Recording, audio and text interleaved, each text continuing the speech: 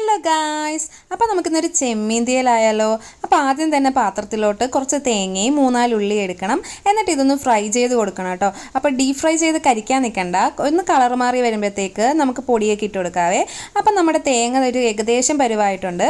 അപ്പോൾ നമുക്ക് ഇതിലോട്ട് മുളക് പൊടി, മല്ലിപ്പൊടി, മഞ്ഞൾപ്പൊടി, ലേശം കുരുമുളക് പൊടിയും കൂടി ഇട്ട് നല്ലപോലെ ഒന്ന് ഇളക്കി കൊടുക്കണം കേട്ടോ. അപ്പോൾ പ്രത്യേകം ശ്രദ്ധിക്കുക, പൊടി ഇടുന്നതിന് മുമ്പ് തീ കുറച്ചിടണം കേട്ടോ. എന്നിട്ട് ഇളക്കി കൊടുത്ത് ഏകദേശം പച്ചമണം മാറുന്ന ടൈം വരെ ഇളക്കുക. ഇനി നമുക്ക് വേറൊരു ചട്ടിയിലോട്ട് ഉള്ളി ഇടണം കേട്ടോ. ചെറിയ ഉള്ളി വാട്ടിയെടുക്കണം. അപ്പോൾ ഈ ഒരു പരുവാകുന്നിടം വരെ മാത്രം വാട്ടുക. ഇനി നമുക്ക് അതിലോട്ട് മെയിനായിട്ട് കുറച്ച് ഐറ്റംസ് ഇടണം കേട്ടോ. അപ്പോൾ മുരിങ്ങയ്ക്ക, ചക്കക്കുരു, തക്കാളി. അപ്പോൾ ഇതിലേതെങ്കിലും ഒരെണ്ണം ഉള്ളതിലും കറി അടിപൊളിയായിരിക്കും കേട്ടോ. അപ്പോൾ ഇതെല്ലാം കൂടി ഇട്ട് ആഡ് ചെയ്ത് ഒന്ന് വരട്ടി കൊടുക്കണം. ആ ഒരു എണ്ണയിൽ തന്നെ നല്ലപോലെ ഒന്ന് വരട്ടി കൊടുക്കുക. ഇനി നമുക്ക് ആഡ് ചെയ്യേണ്ടത് വാളംപുളിയാണ് കേട്ടോ. അപ്പോൾ വാളംപുളി പിഴിഞ്ഞൊഴിക്കുക. കുറച്ച് വെള്ളം കൂടെ ചേർത്ത് അതൊന്ന് വേവാൻ വെക്കണം കേട്ടോ.